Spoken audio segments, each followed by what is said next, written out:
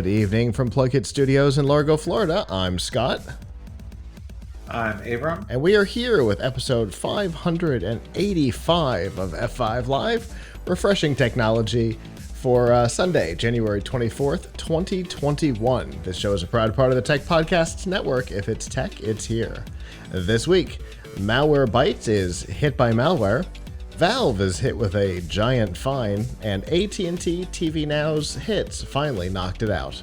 Wherever you are and however you're accessing our show, whether it be on social media, Facebook, Twitter, Instagram, or Snapchat, through a podcatcher like Apple Podcasts, Google Podcasts, Amazon Music, Spotify, TuneIn, or a myriad of other options, through our live stream platforms, livestream.com, Twitch, YouTube, Facebook, or Periscope for right now, or on our website, PLUGHITZlive.com. Thank you for making us a part of your day. Of course, there are two ways that you can do that. The first is you can join us live Sunday nights at 9 p.m. Eastern by going to f5live.tv/join us.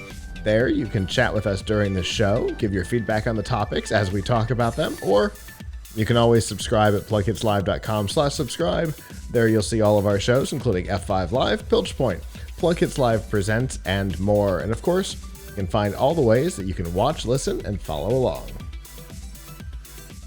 Avram, how are you doing? It feels like it has been years. Yeah. You know, honestly, I think this last few days and week ahead might be more exhausting than CES was because I have, more products more things that are keeping me up late, like, working on reviews of things that are, have to be published at a certain time. Yeah.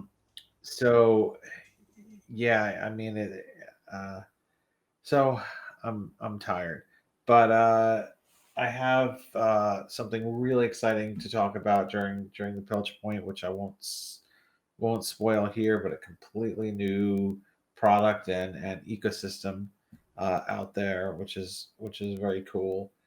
And it's been something that my son and I have been working on a lot of projects together.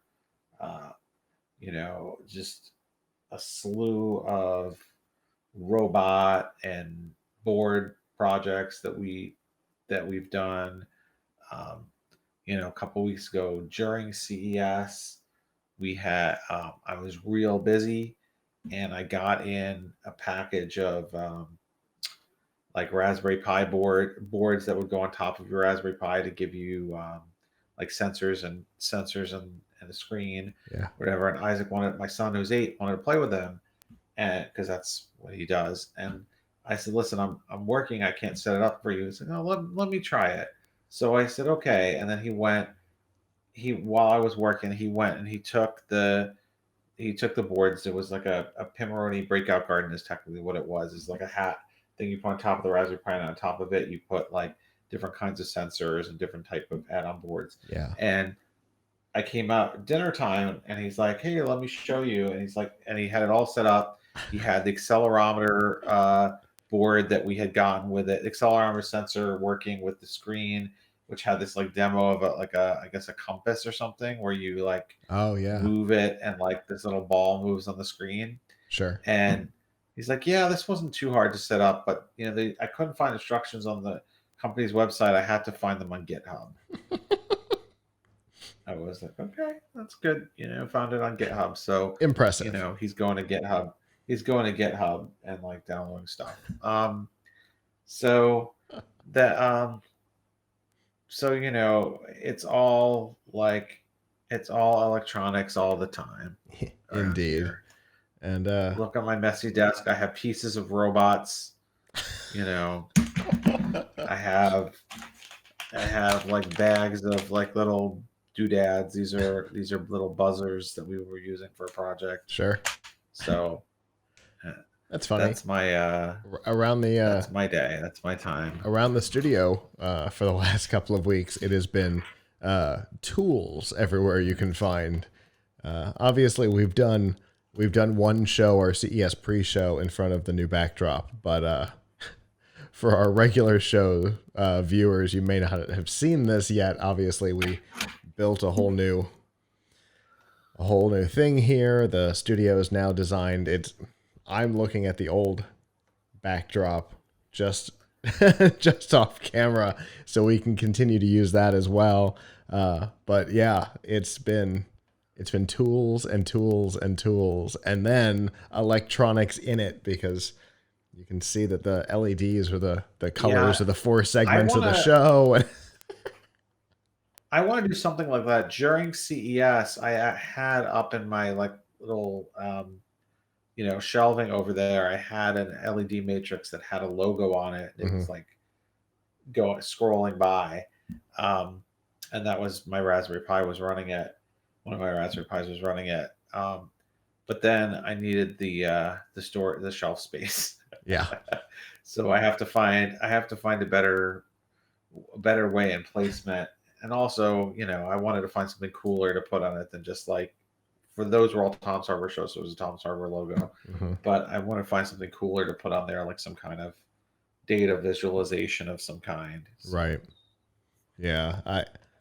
This was a fun project. And it's not quite done, because the intention is that throughout the show, the colors will change between the segments as we go through. I don't have the software set up for it just yet. I've been working with the wonderful people at Extreme Cables that do the Monster Smart Illuminescence products, to be able to figure out how I can automate that so that our system will be able to change them remotely through their system. So I don't have to, cut the whole thing apart and put my own controllers on there. I'd love to be able to use them as they're intended. So I think I have a way. I'm not quite there yet. So, but yeah, the intention is, for longtime viewers, each segment of the show has its own color. And so the background LEDs will change to that color as the show goes on. So that should be fun. We'll see if I can get it working, but fingers crossed. But how was CES stuff for you guys? I mean, different. It's there are a couple of things that were of some interest. Everything was more of an evolutionary than a revolutionary change. Obviously we saw the new laptop chips from AMD and the new mobile, the new pushes from other vendors, but like, it wasn't.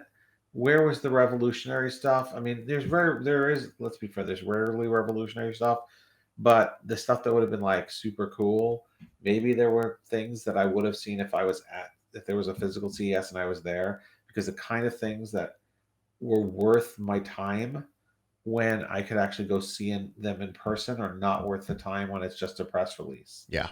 Right. Like, for example, every year, the last several years, I've met with a bunch of companies that do wireless power.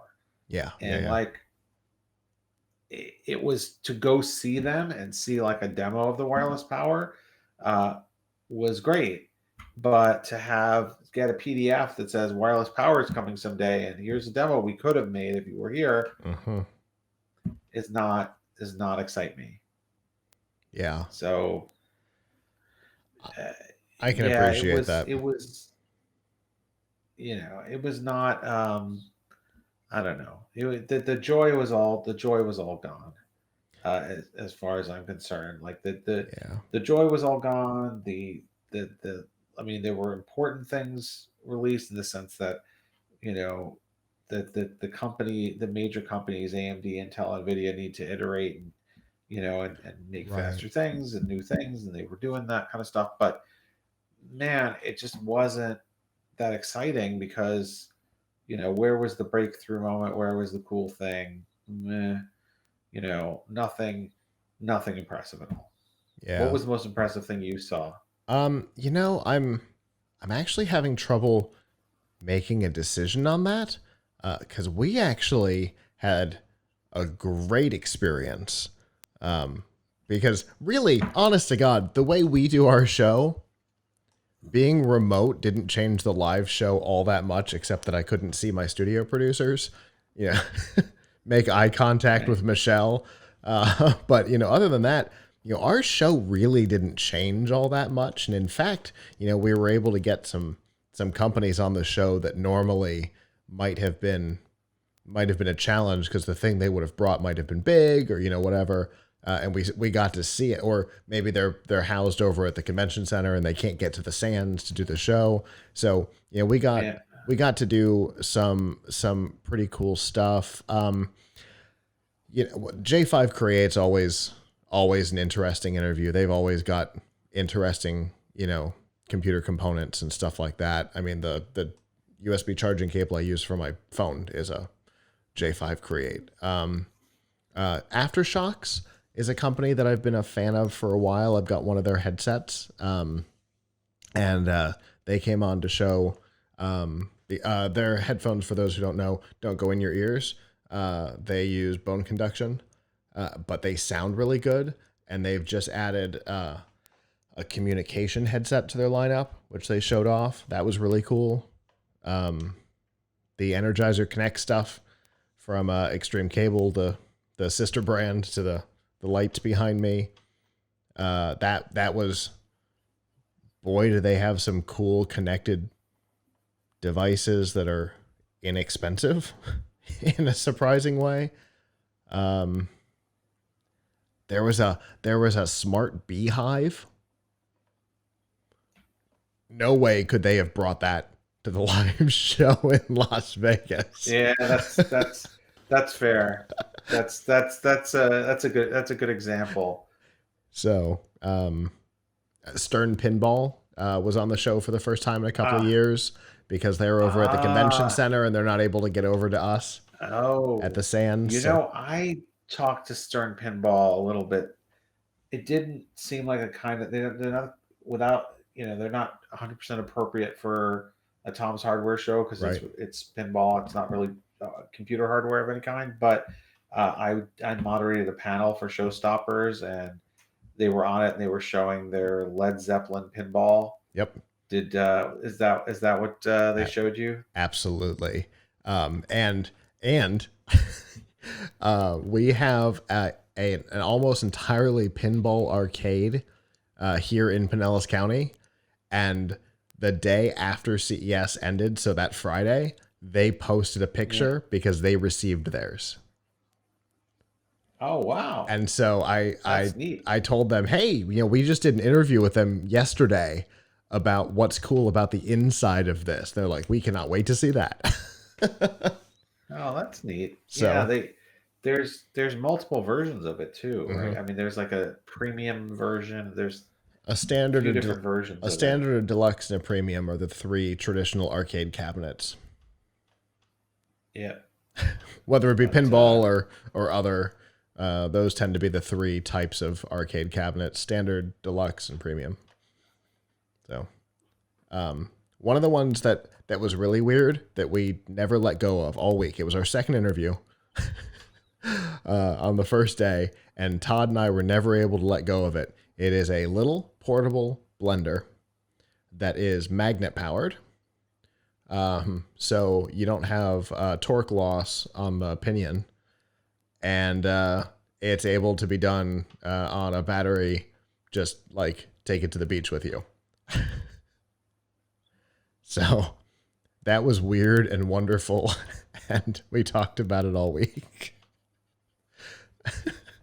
I always love when there's a product that you're like, all right, we're going to be talking about this all week long. And it's even better when it's the second one. Yep. There was nothing similar that I could say that about, really. Yeah. Oh, maybe the Razer face mask.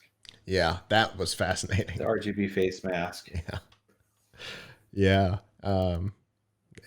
Got to get chroma everywhere, right?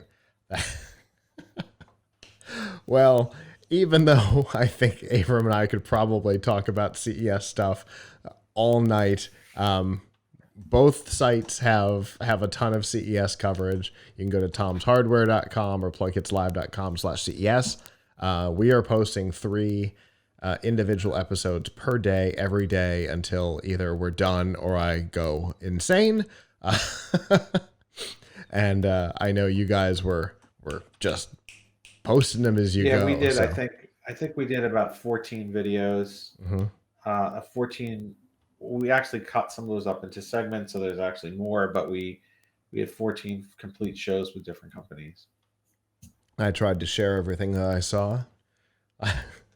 So, anyway, we've got some news to get down to, so let's do that.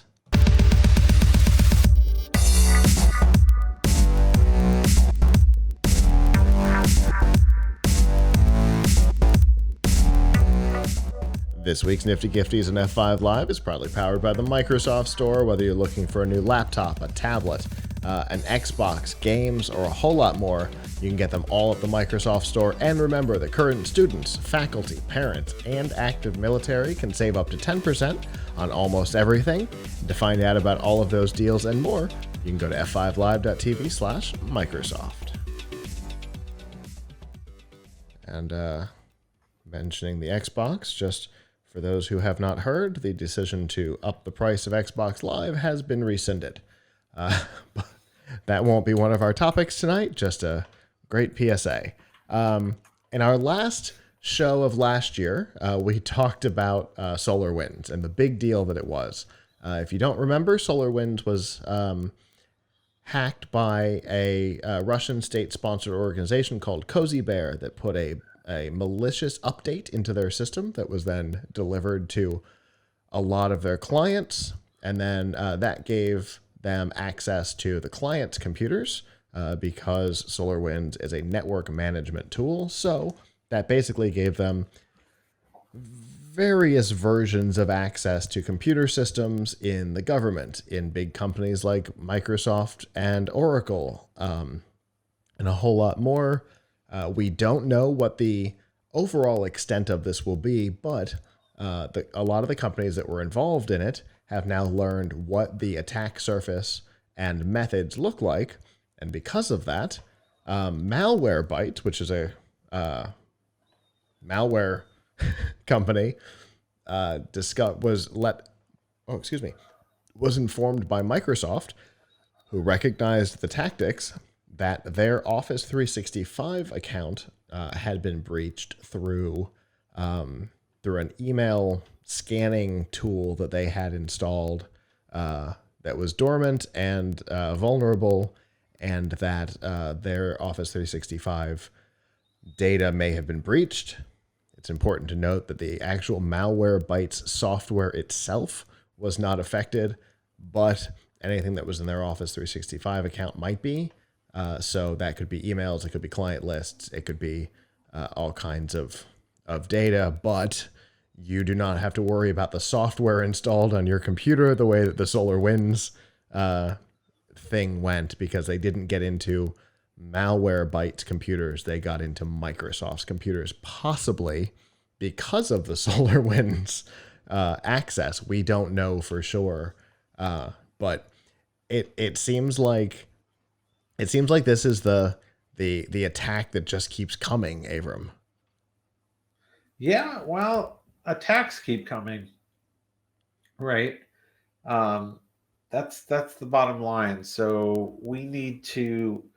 What I really wish is that we would come up with more ways of obscuring and making unique people's identities online. Like, okay, if you've gotten like some information, like people also need to be better consumers of, I don't know, privacy information. Like, for example, maybe I'm wrong, but I really don't care about all these ad companies that are dropping cookies on me to give me better ads. Like, why is that a problem for me? If the information is anonymized, is pretty much anonymized, and they know that where I've been, so they can show me some ads. But on the other hand, we have another system where if somebody gets your social security number and a few other pieces of information, they can then go and do all kinds of horrible things as you, like apply for a credit card and then ruin your credit. So, like, we need to find better ways of securing the important information for people. Customer emails. I mean, if somebody sent Malwarebytes an email and they're like, "Oh, hey, I got a problem with my Malwarebytes software," like, have at it, buddy. I mean, I don't know what that's really going to do, unless the person's sending Malwarebytes their social security number, and I can't imagine why Right. they would do that. Yeah. Um, Now, there's the this isn't their possibility. doctor or something. There's a possibility, of course, that through the Office 365 access, they could have potentially been able to get into an Azure account or something like that and get database, encrypted passwords. We don't know, the full extent of this. They're still investigating. But yeah, okay. So they see support email conversations or possibly some internal conversations or, some documents on the corporate OneDrive or whatever. It's not quite the same thing as the SolarWinds attack or if they were to get, important information about customers. But this is probably good news for a lawyer somewhere because there's issues, and I mean, especially with if they have any European customers and anything here happens to violate GDPR, they could be liable. So it is tough, but I think we all need to live with the concept that that our information is going to be under constant attack, and sometimes people are going to get it, which is why each person needs to limit their attack surface, right, by figuring out what's the least amount of information you can share, of important information, right? Like, not my email address, like important information. What's the least amount of important information you can share with different parties? Can you use things to obscure your identity a little bit more online? Make sure you're not giving everybody the same credit card number, things like that. Yes. So, yeah, which obviously you teed me up semi-accidentally for a privacy bump there. That's the service that I use for exactly that.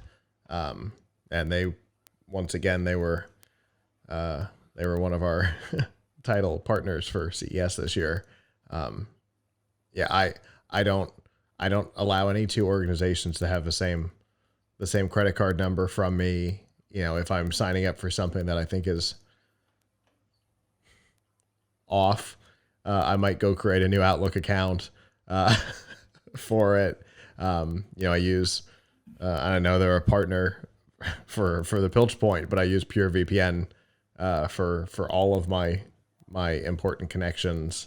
Obviously, I'm not doing it on my Xbox or anything like that because that doesn't make anything better. But all my important connections, I go through a VPN or even throw open the Tor browser if I'm really really feeling froggy at any given time. So another thing that I recommend, and it was part of our 2020 wrap up post that we published.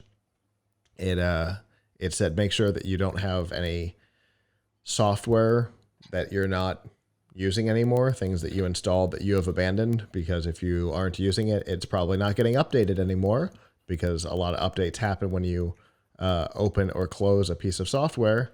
And so without updates, that means that security holes might exist, and that gives a backdoor in, which is exactly what happened to Malwarebytes here.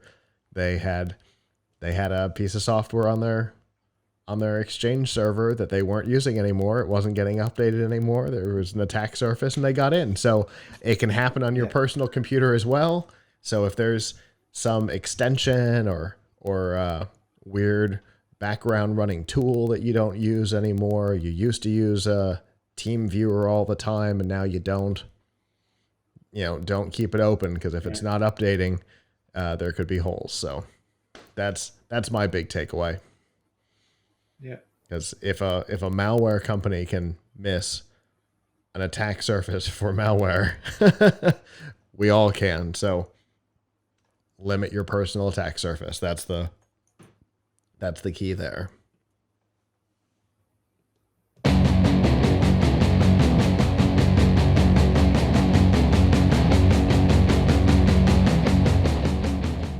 This week's Piltch Point with Avram Piltch is proudly powered by Purevpn. The best way to protect your privacy online is with Purevpn. You can hide your online activities, say goodbye to regional restrictions, and improve your streaming quality. Plus, it is available for almost all of your devices. And you get a special price and a 99-cent 7-day trial right now by going to piltchpoint.live/purevpn. All right, Avram, you have got a demo for us that you teased at the top of the show, and we're going to cross our fingers on this for you. Let's see about that. All right. First of all, I'm going to pull out the part where this doesn't work yet, for sure. And this over here. First of all, what's really important isn't what's this little setup. What's important is this board. So, which I'll pull out in a minute, but if I pull it out, it messes up the whole thing. So maybe I won't pull it out. This is a Raspberry Pi Pico, and this is a new board, a new Raspberry Pi board that just came out this past Thursday. But wait, it is not like any other Raspberry Pi board that's ever been made, because it is not a Linux computer. Most Raspberry Pi boards, except for this, are they're full-fledged computers. They run a version of Linux, or there's various operating systems you can install on them, and you can, use them for anything you use a computer for. Pretty much, you can, surf the web, you can install lots of programs, do your spreadsheets, whatever, and you can use them for robotics projects and things like that. This is a microcontroller board, so it is similar. It is similar to Arduino, if for the folks who are familiar with that.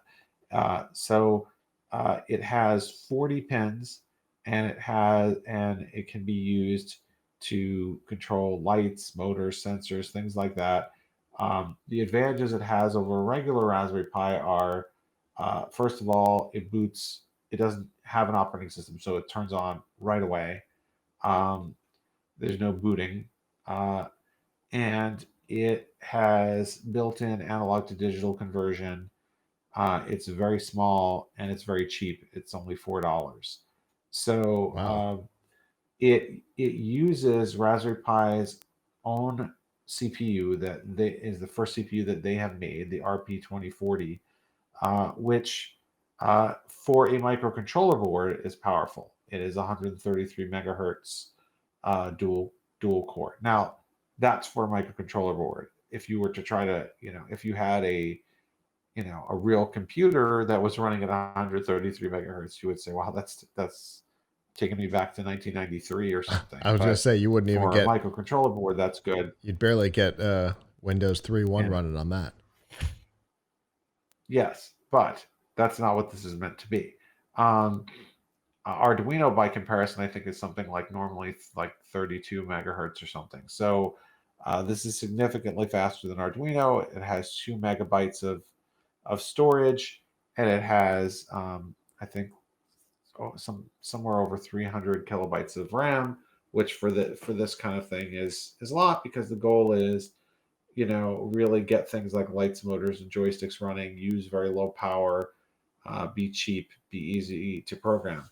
You can program this in MicroPython or in C, and apparently there will be other things coming, like Arduino has announced that I think they'll be able to do this in Arduino language. The other thing is just about anybody can make a Pico board. So, and they can make it look different with different number of pins, different size, add features like Wi-Fi. So a lot of companies are coming out with their own very shortly. All the usual hobby electronics companies, Adafruit, Tim Maroney, I think SparkFun, Arduino is going to come out with their own one. I'm sure I'm missing a few, and some of these are coming out with different models. Some have more storage, some have wireless on them that this doesn't have, that the first party model doesn't have.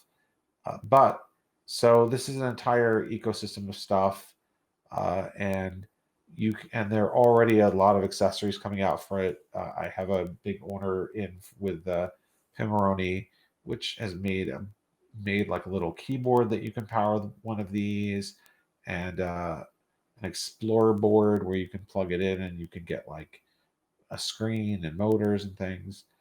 So it's it's a lot of fun, and people are going to find lots of ways to use this with robotics and things like that. I mean, it's not like a regular Raspberry Pi. It's not going to do like artificial intelligence or something, but there's a lot that it can do because it is able to use a system called PIO, to give that allows it to do just way more advanced stuff, like actually output to a monitor if you attach a board to do that. Not sure why you'd want to do much with a monitor, but people have actually been able to play video off of it. So very interesting. So what I have here, and I have it all connected up on a breadboard. So I think we may run in. Every time I try to do this, some wire is not working. But this is supposed to be a game of Simon, basically. Like, remember that old game, that old board game Absolutely. where you had the lights that turn different colors? Boop. So let's see. Boop. So I have 4 different colored lights here on my breadboard: red, yellow, green, blue. I have instead of buttons to touch, I have a joystick that you would like move up for green, down for red, left for blue, right for yellow. It gives you a random pattern and a buzzer that beeps the tones. So let's see.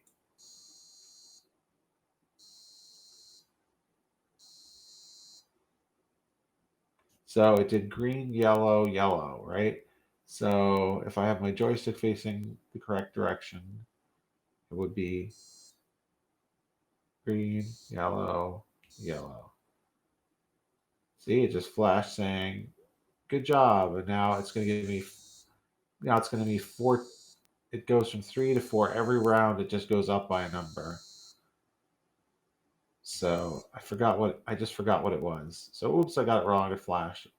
We're still working. My son and I are still working out some of the kinks. Like, we want to make it to play some kind of song when when you lose. And and this was something I was trying to get done tonight, but was not working for me. Gotten this 7 segment thing here where it's to actually act as a scoreboard, and was trying to get this to work, and it wasn't working for me. But it's just kind of a demo of what you can do. So we programmed this in MicroPython, which is basically the same thing as Python. It's just made for this product. And you program it on another computer. So you take your Windows computer or your Mac or even a Linux computer or even a regular Raspberry Pi. You connect it by USB to this, and then you can install, and then you can write the code to it using an editor on your computer and run it. You can also have it run independently, because if you create a file called main.py, it'll just run that program when it boots. So when you I shouldn't even say boots, when you turn it on. So that's kind of the gist of it. This is actually upside down because the pins are facing into the board. It comes without the pins soldered onto it, so you have to solder your own. So I soldered them upside down on purpose, although I don't think they recommend that. The reason I did that is because the labels are on the labels for each pin are on the bottom, so you can see which one is for ground and which one is for, because the 40 different pins, some of them do different things. Yeah. Some of them are ground, some of them are 3.3 volt. Interestingly, this primarily gives out 3.3 volts, not 5 volts, which is what Arduino, I think, gives you, I think, a choice, or it gives you 5. But, this is just ridiculously cheap, and it's spawning an entire new ecosystem. So kind of exciting for people who are electronics hobbyists. Yeah, for sure. Like you said, the Raspberry Pi has kind of generally played in a in a different sandbox, a similar but a different sandbox. You know, it's a fully functioning computer versus what Arduino has been, and it, you know, been a microcontroller, a device controller, a good centerpiece for a project, but not a full interactable computer of its own. And so for Raspberry Pi to get involved in that space, I think is a good thing, because we've been kind of limited, right, to Arduino, and you know, like we always say, competition in a space brings new ideas. Well, so this is a, you know, for folks who are not familiar, this is a regular Raspberry Pi 4, and you can see huge difference in size, also huge difference in price. This is Right. at least $35 versus $4. But beyond that, I wanted to reach for somewhere around here. I have a Raspberry Pi Zero, which is, you know, all kind of comparable in price. It's $5, and it's a full-fledged computer, but it doesn't have analog to digital conversion. It boots rather slowly. It's not really, you know, you can use it to do a lot of these things, and a lot of people do, and it has Wi-Fi, so that's a plus. Um, but, you know, this is really made for, there's certain things that having a microcontroller board is really good for. You could use this together with a regular Raspberry Pi. Mm-hmm. But this is really good for doing certain things that don't require a lot of processing power, but you know, are moving around, you know, electronics. And Arduino typically, I mean, they make different ones. First of all, the first party Arduino boards cost a lot more than $4. Yes. Second of all, the main board that people use, the Uno, well, the Uno is a lot bigger. Than there's the Arduino Nano, I think, which is smaller and more comparable in size to this. But I think those only have something like 32 kilobytes of storage. So maybe you could fit one small program on them. This has 2 megabytes. You could fit quite a bit for 2 megabytes. And some of the third party ones that are coming out are going to have even more, like 16 or 32 megabytes, Right. which is, you know, like nothing if you were dealing with media files or an operating system, but is a decent amount for doing simple programs. That, like Simon Says program that I just did was, you know, what, like 140 lines of code. Right. So, and you know, a lot of times these types of things are used as device cluster controllers that are controlled by something larger. Like you said, you could use this in conjunction with a regular Raspberry Pi. You know, you could have a regular Raspberry Pi be your brains of your system, making decisions, running AI, things like that, and based on certain decisions, could send out commands to cluster controllers to do certain things. You know, maybe one's in charge of all the motors, and one's that make a thing roll, and one's can control a turret, or, you know, however you want to configure your clusters. Obviously, I'm not talking on a small scale. I'm talking on a larger scale. But you know, you see that kind of setup in robotics and stuff like that all the time, where these little controllers are used as essentially relays to be in charge of a cluster of sensors or whatever, so that they take the onus off of the main system, and that just deals with the output. So there's lots of ways that this could be used. Also, I think the fact that you program, I mean, Arduino primarily is programmed in Arduino language, which is, I think it's some kind of variant of C, but it's not something that people use in a lot of other places. Right. This is using MicroPython, which is pretty much Python. Python is being used in so many places. I mean, it's certainly being used on the regular Raspberry Pi for a lot of stuff. And so you know, you have a chance to write programs here that you could maybe take to other hardware, or at least you're using a common language with them. So I think the fact, I mean, granted, you can also program this in other ways, like with C, but I think the fact that you can program with MicroPython is really appealing because you're using more of a standard programming language for it too.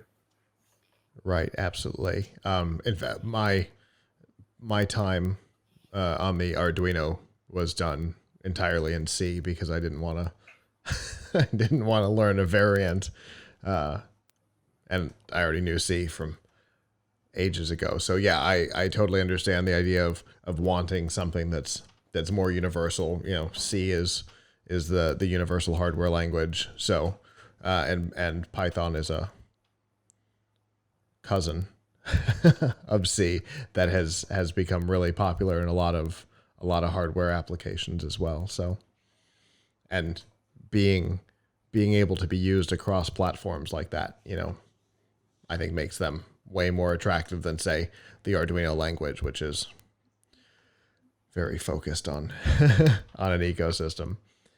So are these things out now, or they coming? Yes. Okay. Yes.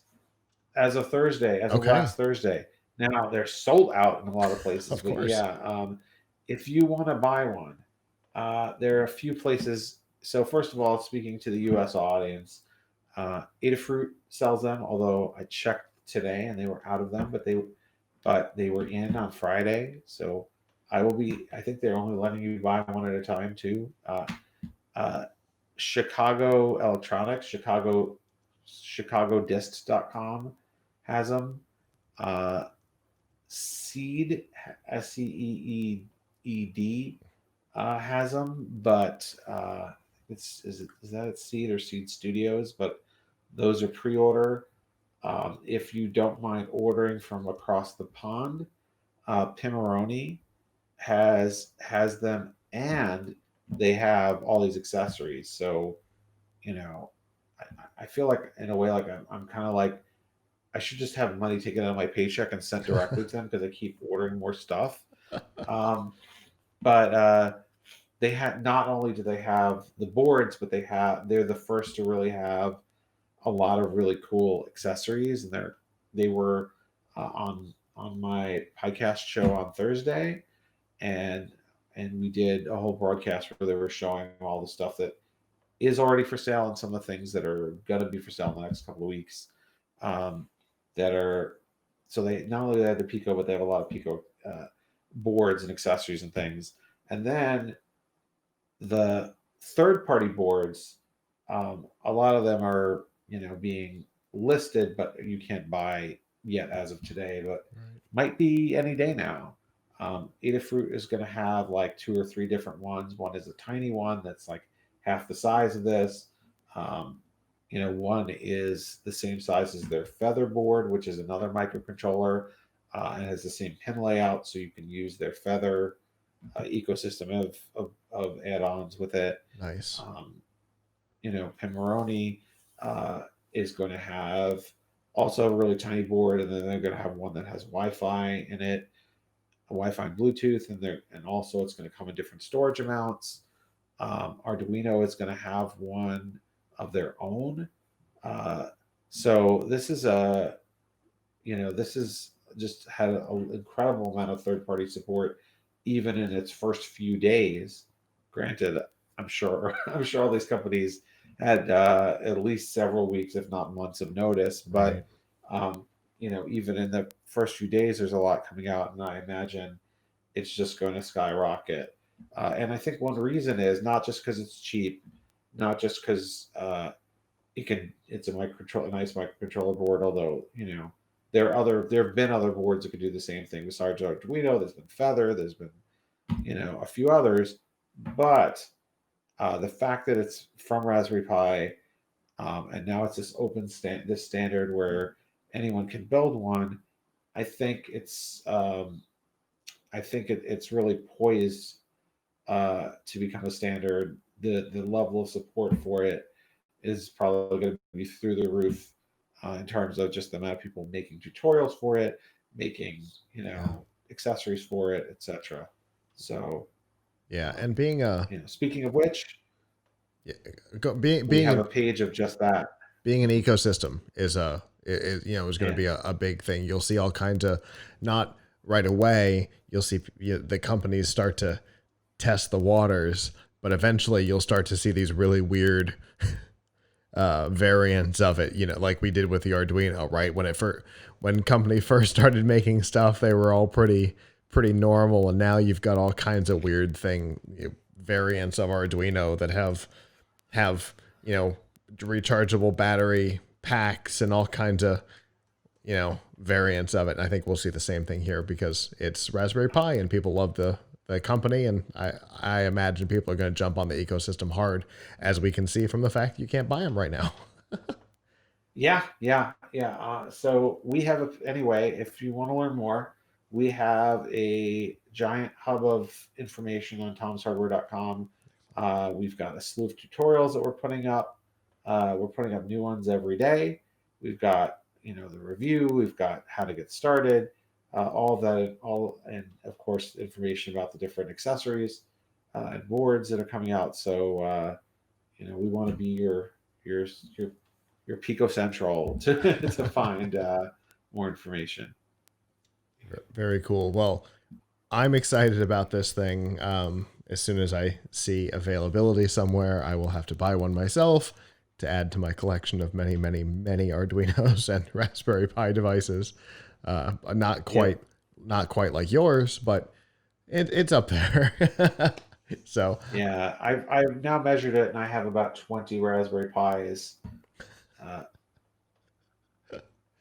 Okay. And I always need more. Like, this is the only one I have sitting around that's not committed to something.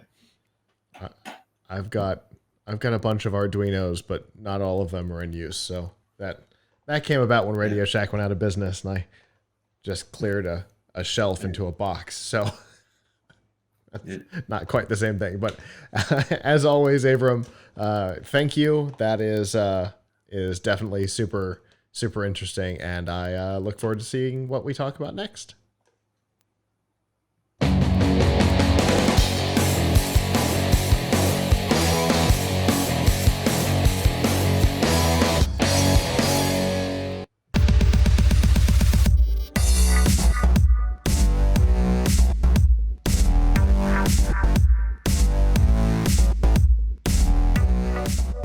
This week's Extra Life on F5 Live is proudly powered by Razer.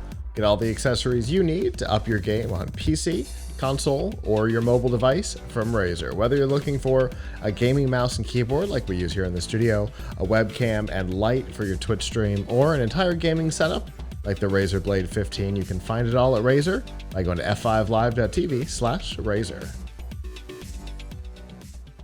So, obviously we know that the EU has been cracking down on a number of things. We talked privacy stuff a little while ago, but they've also been, and we've seen a lot of this over the last couple of months, there have been a lot of antitrust investigations that have closed in findings of violations. And one of the most recent ones was against Valve, the company behind a lot of games, as well as the Steam store, and 5 major publishers: Bandai Namco, Capcom, Focus Home Interactive, Koch Media, and ZeniMax, which ZeniMax is one of the largest publishers out there.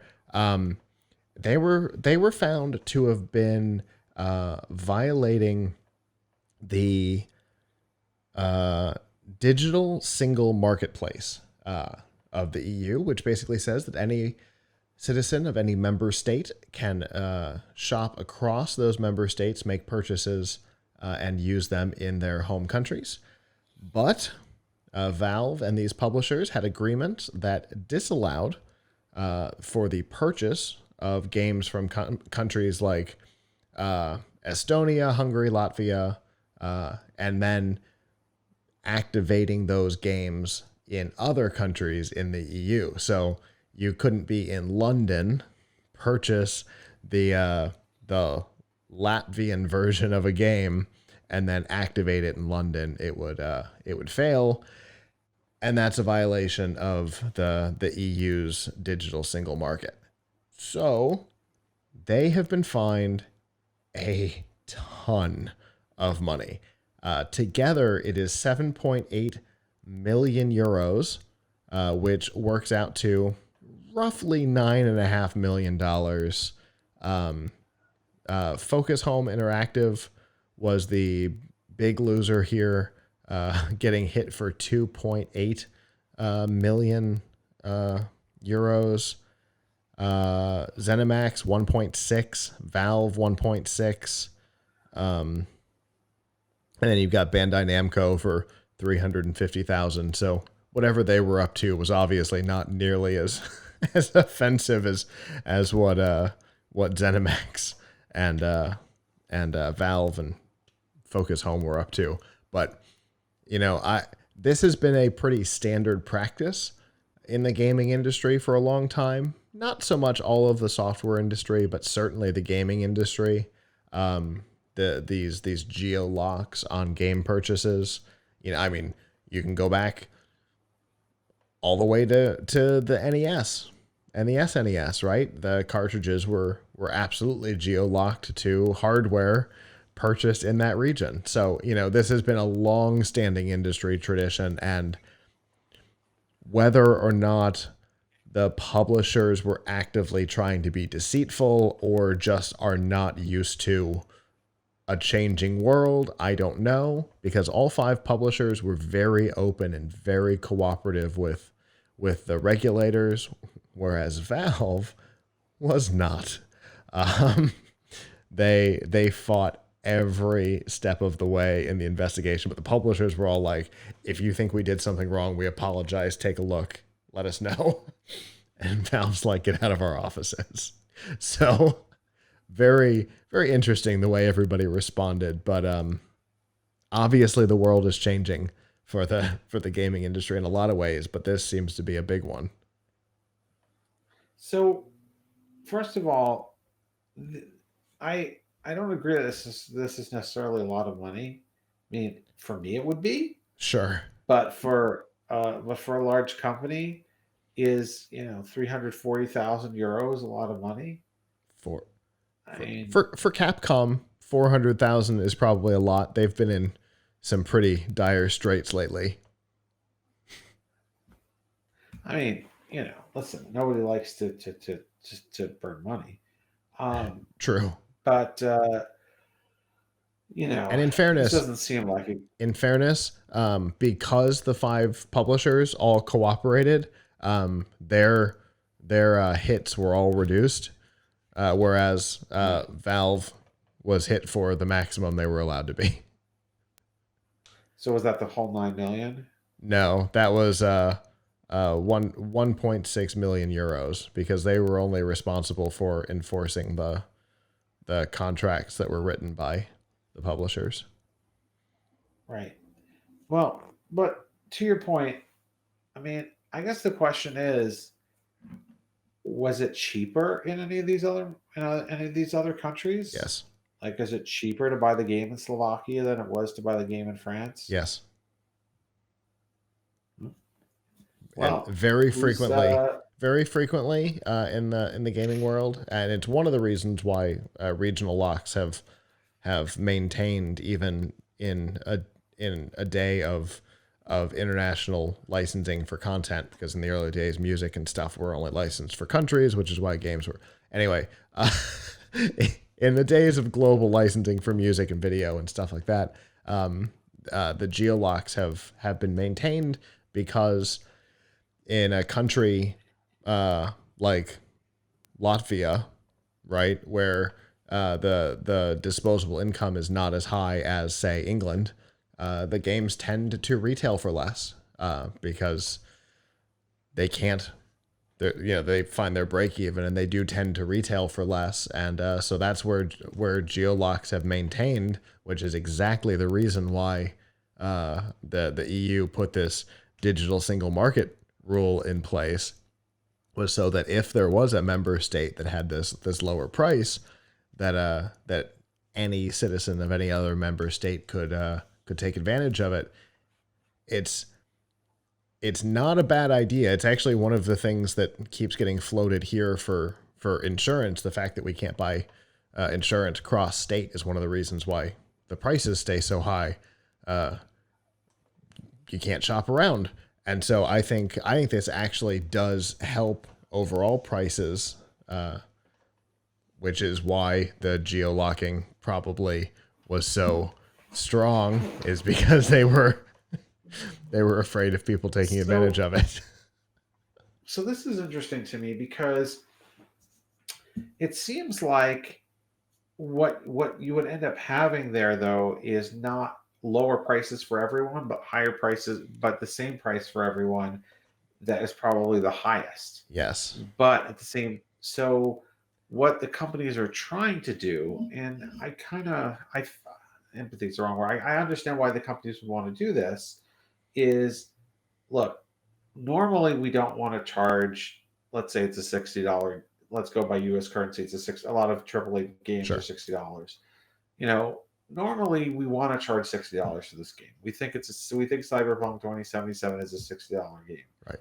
And we could not, and if we were going to charge everyone around the world $30 for this game, we couldn't do it. We couldn't have, we couldn't make the margin that we need. Right. But we'd never pay for the development. We have a country like Latvia, Lithuania, whatever country it is. I'm not really sure what the the per capita income or standard of living or whatever is. I mean, all these countries are using the same currency. So, but the purchase power is not necessarily the same. But people may not be as as affluent, and they don't have as many of the euros, right? So what they're trying to do is probably say like, well, we wouldn't sell that many of these in Lithuania at all, but now if we cut the price to $40 or something, our studies show that we could sell more and it would be worth our while, right? Even though we're not getting what we think we should. The Walmart business model, increase sales at a lower margin. There's a break even where it makes more sense to do that, and that's the number they found. Right. And we'll say $40 because it's a pretty dicey even round number. But if I'm them and I think I really need to make this work for me, I really need to for the majority of markets, I need to get $60 for this game. What the end result is going to be is that I'm just going to charge people $60 for the game everywhere. Now, that's very transparent. Mm-hmm. You're not putting one over on people, but at the same time, those folks there will be sales lost. There will be people in Lithuania who won't be able to get it. So yeah, there's two sides to this. Sure. To this coin now, and certainly there are things. It could depend on the digital good being sold, right? In the case of video games, the end result could very well be, and would likely be, that everybody pays $60 and we're done with regional pricing. But another digital good may go a different way, right? We don't know how that might break down. But in the video game case, I'm totally with you. And in fact, I put in the article, I said, essentially the EU is looking for companies to prevent offering better prices on digital goods to citizens of countries with lower disposable incomes. Right. Now, on the flip side of this, though, region locks are very annoying. So, indeed, their region locks are very, very annoying. So, I have three Super Nintendos. One North American, one Japanese, and one European, because of region locks. I mean, I think that stuff is. I hate that. I also hate with Blu-rays and DVDs before, like, maybe you went on vacation and you saw something, you wanted to get it. Now you saw a DVD or a Blu-ray and you wanted to get it. Maybe it's even something that they don't have out here in where you live, and now you can't play it. So, like, right, that's because you'd have to have have to have a Region 3 Blu-ray player to be able to play it. Yeah, so that's I hate that. That's terrible. I mean, could they could they not region lock the product, but region lock the sales? So like you can only buy it from this place if you're coming with a Lithuanian IP address? No. That would also be against it? Yes. Okay. Citizen of any member state can purchase any digital good from any other member state. Well, I mean, that's how you have, it's, it's a fair, it's a. It is an interesting concept. It is. Does this also apply to things like, to services like Spotify? Fair question. I don't know. It only references digital goods, but it does not say it does not. I did not see a definition of whether services were classified as digital goods or not,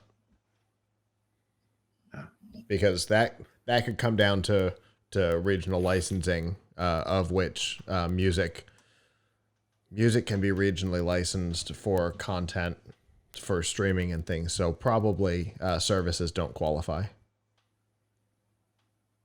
but purchases probably do. Purchases of music, iTunes probably classifies, but Apple Music doesn't. Just a guess, based on the fact that I know that the EU allows national licensing of media, so probably not. I don't know. It's all very strange. It's an interesting suit, and definitely shows that the gaming industry is not quite ready for some of these seismic shifts that we've seen in laws over the last couple of years. Whether or not they'll get on board is yet to be seen, but we do know that other companies have fought these types of things, and we will talk about one of those in just a second.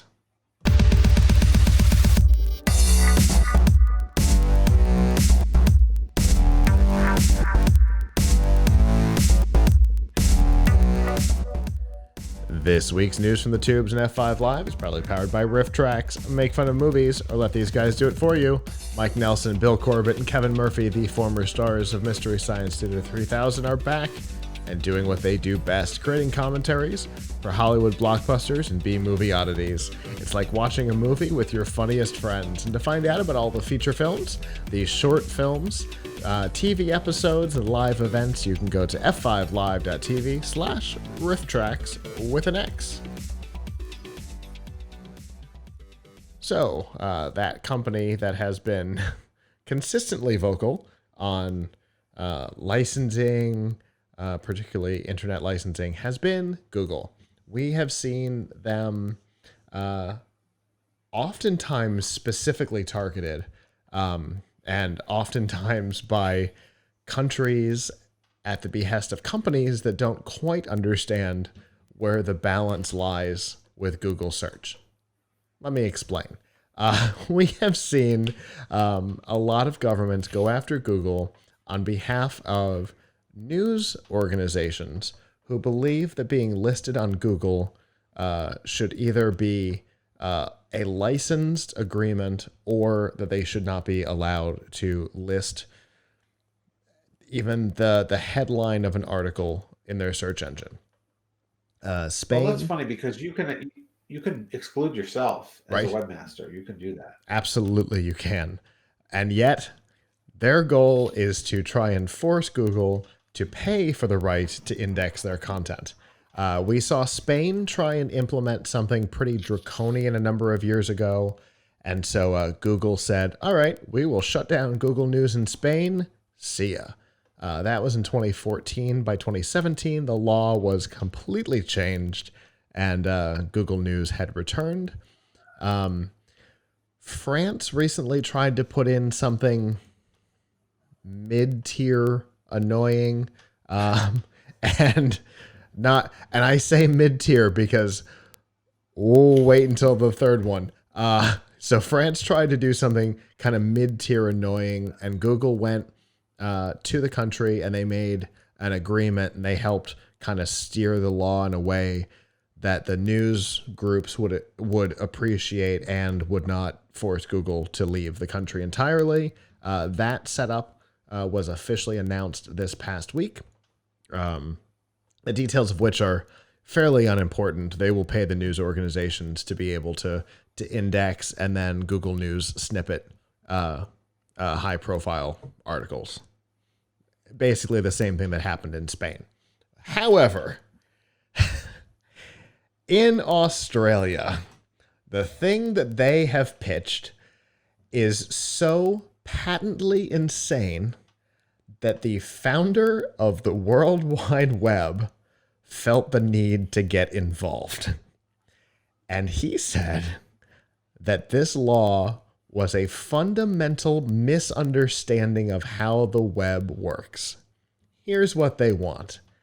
They want Google to pay the news organizations to include a link of any type anywhere on their sites to a news article. So, I guess, thank God, Google Plus is gone, because that would have shut them down in an hour and a half. But the other countries have all taken offense to Google News, the service of Google News in particular. They have not really taken offense to the idea of Google Search showing news articles and results. It's always been about the snippets on the Google News site. Both Spain and France, and then the European Commission a couple of years ago, have all taken offense to the snippets. Australia is taking offense to the idea of linking to an article, which is insane. I argue all you want over snippets and the value of losing some people to being able to get their answer to whatever they're looking for from the snippet. Avram, you and I have talked about this a ton. Yeah, it is such. Listen, I actually really, and I'm not a disinterested party here. Like, this is my day job, Yeah. right? Like, we love Google. We depend on Google, but we also know that like Google is not there to be nice to news publishers. Right. Google is there to increase its own traffic and its own revenue. So some of which, by the way, comes from those same publishers, because Google runs the ad services like AdSense or whatever that run on those sites in the first place. So that's another story. But it creates. I mean, Google excerpting content is controversial. Like, people want to be in that top spot. They want so to be there, they want their stuff excerpted. At the same time, and we really don't have a good way of knowing this for sure. Being in, and this doesn't just apply to news, by the way. This applies to all information, because if you search for like best laptops or how to do something, very often you'll get a snippet box in Google, which means you'll get quote from that article, and the information there might be enough for you not to leave Google. Your answer might be right there. You might not have to click through at all. And if you don't have to click through at all, then most people never will. Then people are going, people are doing work, they're writing articles, providing information. Google is benefiting from the information, but the publisher isn't. Right. So, in fairness, I always click on the link, even if the answer is in the snippet on Google or Bing, because I know how important it is. But for most, but again, a lot of people, it's a little bit of inside baseball, right? I know how it works, and so I go out of my way to make sure that I exert that force. But the majority of people either don't know how it works or don't care. They got their answer, they're moving on. Right, exactly. So I understand why like regulators in different countries are taking up that issue Hmm. because like the to be fair, the publishers alone really don't have enough power to do Right. anything about it. Right. Like what can you do? You can say Google don't list me. You can do that. Like Google is happy not to list you. There you can sign up to have your stuff not indexed. But as you You have will not get said, traffic. I would say, as you have You said, need Google. how much of your traffic comes from Google? I mean, So much. we get reports on it. It's So much comes from Google. 75%. Yeah, You 75% of my can't content comes from Google and Bing. yeah, you can't you can't ignore Google. You don't even want to annoy the Google god Right. because like that's where your traffic comes from. Because you don't And want your a page rank change to in the go down algorithm. because they get mad at you. Yeah. Um, so I understand. Now I understand why the publishers want to do something about it, Yeah, why the publishers are pressuring governments to do something about it. absolutely. I also understand why, uh, on the other hand, Google's side of this, which is we're trying to provide people with good information, and hey, look, we're linking to you. And Uh, there is a valid conversation to be had there. Spain, France, the EU, yeah, absolutely a valid conversation, and it has happened several times, right? They've gotten into a conversation and they've found terms that work. But this Australia thing is different. yeah, yeah. Well, yeah, that's crazy. But it also brings back. It also brings to mind. Do you remember when British Telecom was trying to sue over the idea of hyperlinking and get licensing for every hyperlink on the internet? Yes. This is going back like more than 20 years, I Yeah. think. Yeah. And that was the last time that I can really remember Berners-Lee going like actively coming out swinging into a hearing was that, and now this. I mean, there was the Yahoo Well, thing on podcasting a couple years ago, but not really. He was pretty calm about that, but he came out swinging in that hearing, and he came out swinging in this one too. see, I think the easiest way to look at this is don't look at this. Well, first of all, I think the internet has been around, and the World Wide Web has been around long enough that people really should, and I think the government of Australia obviously does understand how the internet works. Hmm. There's no excuse now. Yeah. Even even like even people who are 80, 90 years old and didn't grow up with computers should understand this easily and probably do. But I think the easiest way to look at this is look at it as if it were people talking to each other offline. Hmm. So if I come to you and you say to me, "Hey, where's where do I go to find this information?" Like, "Oh, I think," and I'm a librarian or something. Go to that shelf, pick out that book. Hmm. I think that'll have the answer for you. Or hey, where's a nearby hot dog restaurant? Oh, there's one around the corner. You know, is the hot dog restaurant seriously going to ask me for money for telling you to go there? Right. That would be that'd Weird. be quite strange and arrogant. Is the publisher of the book going to charge the librarian money for telling you to go get that book from aisle 3? Right. Uh, um, like Now, that's and that's crazy. right, that's absolutely crazy. But on the Spain France EU thing, are they could they potentially charge you for the right to read the book in public? Yeah. Okay. I get that. Right, You can right, exactly. Like I get that. I can tell you that's the difference between linking and excerpting. I can Exactly. tell you where the book is, no problem. That should not be in question at all. Like, but if I Xerox the first 3 pages, the first 10 pages of the book, and I give it, and I'm like, well, the book's over there, but here's the first 10 pages of Yeah. the book in Xerox. Um, like, I get it why the people who publish the book would not be happy. Absolutely. Or like the hot dog stands over there, but here's a plate of free hors d'oeuvres. Like I mean, the obviously all of a sudden the place or a resource that you're referring to, hey, you took away some of what I was trying to provide. Yeah. But but just to simply for me to give you directions to go there, you should be happy. Right. So I think Australia is getting confused.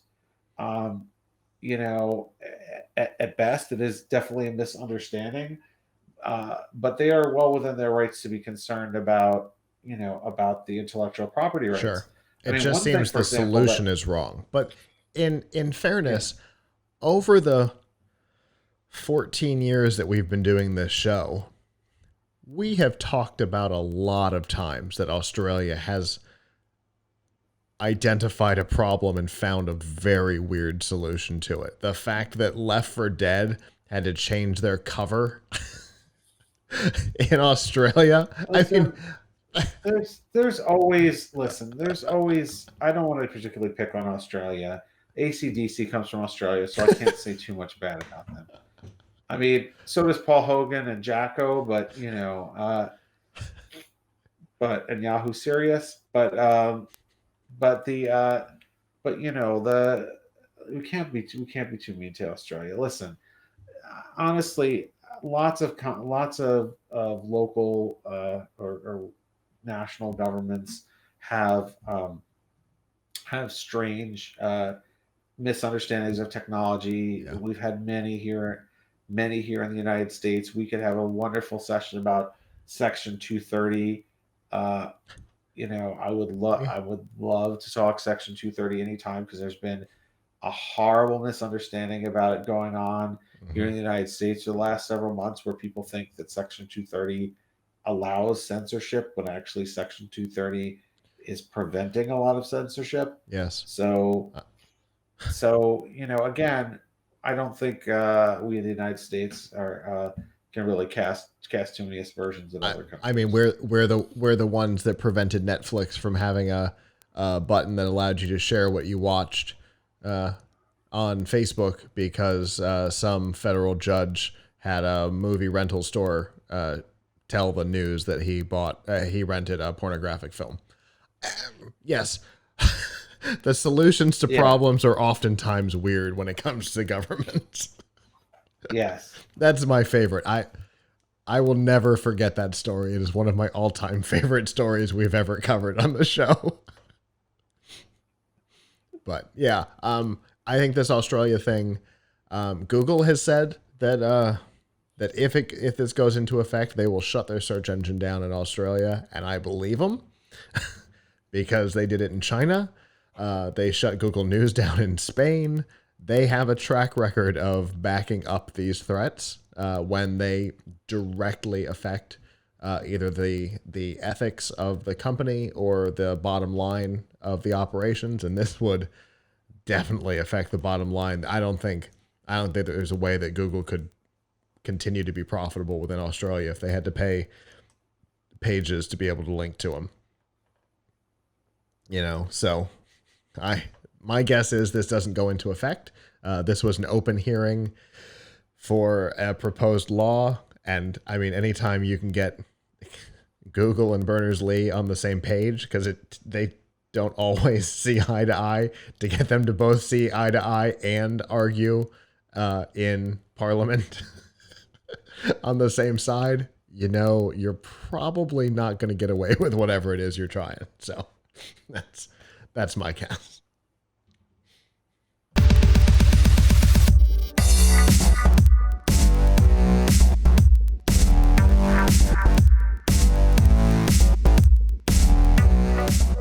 This week's DRM Not Included in F5 Live is proudly powered by Amazon Prime. You know, you get free shipping, but you get a whole lot more. You get free music with Amazon Prime Music, free TVs, movies, and documentaries with Prime Video, free games, and a free Twitch subscription with Amazon Prime Gaming, and a whole lot more. To learn more, to get quick links to all of these features and more, to get a 30-day free trial if you're not already a member, or to be able to purchase it as a gift for a friend or family member.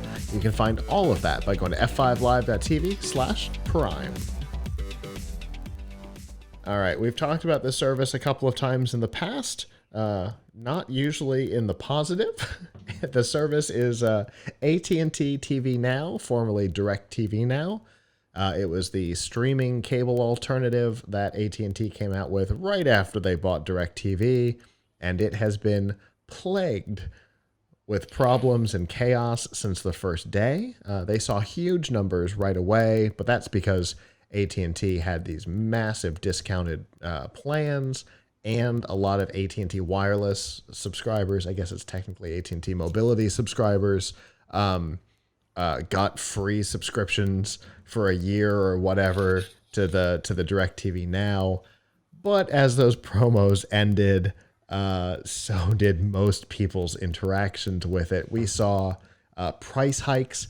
The $35 plan from when the service launched today is $79.95, or at the end of our story was $79.95. It had more than doubled in the 2.5 years since it launched, to the point where the price is higher than most cable subscriptions and comes with less channels. So it wasn't a great option for most people. So many subscribers fled that AT&T lied in their SEC filings and in their quarterly reports on how many subscribers they had, trying to lump it in with DirecTV, and they were sued by investors because the lies were uncovered.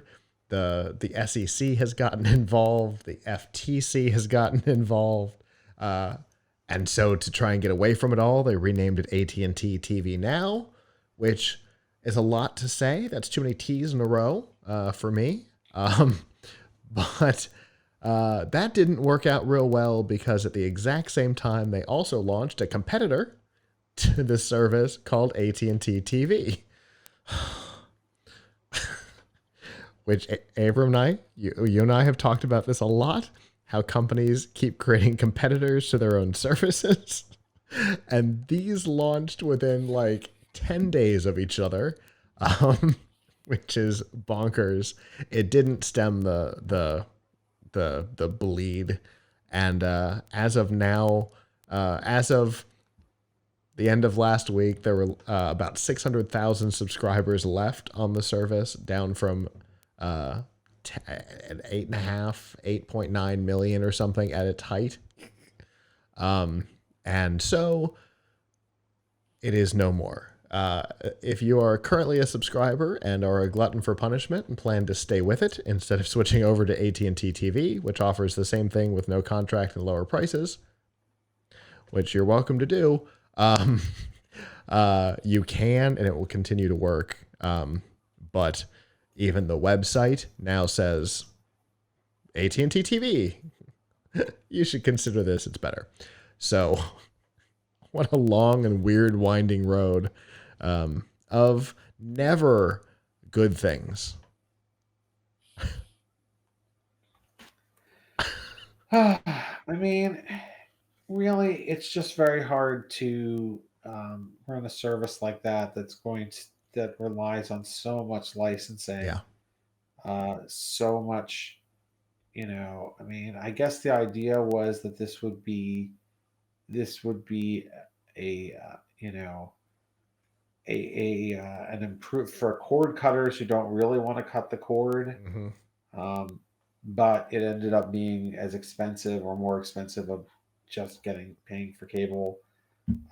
So I think what they probably found is that they had to pay the same kind of licensing fees that cable providers have to pay. Yeah. And therefore couldn't really make it worth it. And that the infrastructure, honestly, I think a lot of the companies who have gotten into this space, because we've seen this time and again, with only one exception, and that's Sling.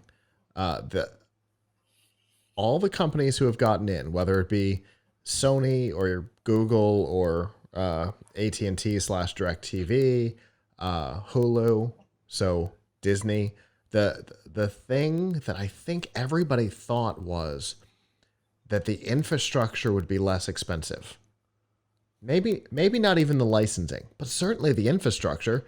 We can have DirecTV without having to own and operate satellites in space. Awesome. But it is so wrong because the amount of computing power that's required to power that many streaming devices isn't less expensive. Your satellites are already up in space, you know? Yeah. Yeah. I mean, I think part of the issue too is that like the content providers, the channels are just, they're probably not going to make it easy Yeah, on a service like that. sure. They've fought hard. Pe- for example, wouldn't you love to be able to get your cable without getting certain channels? And yet there's some channels that everybody pays for on basic, like on their basic plan, whether they want it or not. Yep. And so everyone is paying for it. Like there was a thing here in New York a few years ago, right? I don't know how much it is now, but like every cable subscriber every month or something was paying something like $2 or $3 for the Yankees network, whether you cared or not. they were a baseball fan or not, right? Yeah. Well, that's kind of crappy if you're if you're not a baseball fan and you got to pay for it. Yep. So fortunately, we've started to see of situations like that. We've started to see on cable some a la carte type options. There have been some contracts that have been created that you can do that. I know I'm on an a la carte at home, and I checked because I was very very interested in this. I checked. They do not pay carriage fees on networks that you do not have. So there's that. But it's very limited. You only get 10 stations plus your locals, which for me is fine because I don't care. I don't really watch a whole lot of TV that's not the locals anyway. It's really all I wanted. But you do get to get around carriage fees, which, these days there's been a lot of talk about, who you're supporting with your dollars. The idea of responsible consumerism is starting to hit cable as well, because there's a lot of question over a lot of networks, right? And so, the option to not pay carriage fees is nice, but it's uncommon. They don't even advertise the plan that I'm on. Yeah, exactly. So they threw it at me as I said, I think I'm done with cable. They're like, oh, hold on. We have this option. Okay. So. Yeah. So I think it's just, it's difficult because the content providers don't want to change. Yeah. So you can't really beat cable. What people are going to be doing and are doing is going straight to the content providers by buying streaming from them. And obviously you end up creating a cable-like environment anyway, right? Oh, I have to have HBO Max and Netflix and Amazon Prime Video and Hulu and CBS All Access and maybe Peacock. Anyway. Paramount Plus. Right. Paramount Plus next month. It won't be CBS All Access anymore. Paramount Plus. They finally announced the switchover date next month. Cool. So you see it's all the same. The worst is when you have to do both. You're paying for cable and hey, wait a second, I also have to pay for this streaming stuff. Yeah. There's definitely a lot of chaos out there, and the part of the reason why these services like DirecTV Now, AT&T TV Now, YouTube TV, Hulu with Live have struggled on pricing is because of things like Peacock offering national broadcast and in some markets local broadcast. CBS All Access at one point, I don't know if it rolled out nationally, but CBS All Access was running the local CBS affiliate through your service in 38 markets. I don't know if it ever rolled out nationally or if they abandoned it. NBC had that ability. ABC at one point had it. You know, they were all trying to do it locally in their own platforms, and so they were fighting the idea of doing it on other streaming services because they wanted to be in charge. Because Zvidia, what was it called? I don't know. Zendia? Do you remember the service from years ago? Oh, I can't remember it now. There was the TV antenna one, and then there was the other one, and both of them the locals got mad at. The TV antenna one more so, though. Doesn't matter. Nick was obsessed with the TV antenna one because he could see broadcast. He could see blacked out games from New York. Yep. And obviously that put them out of control of certain things. And so you started to see the locals come to other places, and that affected YouTube and this thing and everybody else. Anyway, AT&T now has just one live and one non-live streaming service. They've got AT&T TV and they've got HBO Max. And that is their lineup for right now. Hopefully they'll hold the line for a little while and not try and confuse us anymore with similarly named services.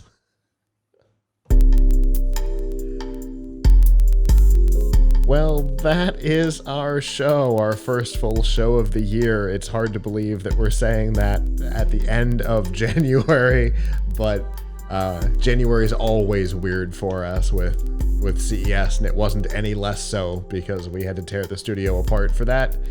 So it is what it is, but it's good to be back, and we're back for the foreseeable future. I don't think anything of value. I mean, I think the Super Bowl's coming up, and for once, even though apparently Tampa's going and it's happening here, still couldn't care less. So, and I think Avram feels the same way. So, Yeah. So we're here for the foreseeable future, and so we will see you over the next couple of weeks. And if you want a whole lot more from us, PLUGHITZlive.com/CES. We've got a ton of interviews, over 100 interviews we did in 3 days. It was exhausting, and it hasn't stopped being with all the editing and publishing. But there's a lot of stuff in there, so definitely check it out. And I guess with that, on behalf of the staff that's not here, I'm Scott. I'm Avram. And we will see you back next time. Ciao.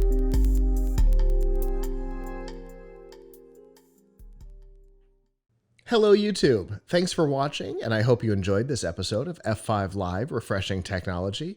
If you did, please subscribe to the channel down below, and of course hit the notification bell because we know that subscriptions don't mean much on YouTube anymore. If you've got topics that you'd like us to talk about in the future, please comment them down below. And if you'd like to not follow us on YouTube, there's lots of ways that you can follow along with our content by going to PLUGHITZlive.com/subscribe. There you'll see all of our shows and all of the ways that you can watch, listen, and follow along.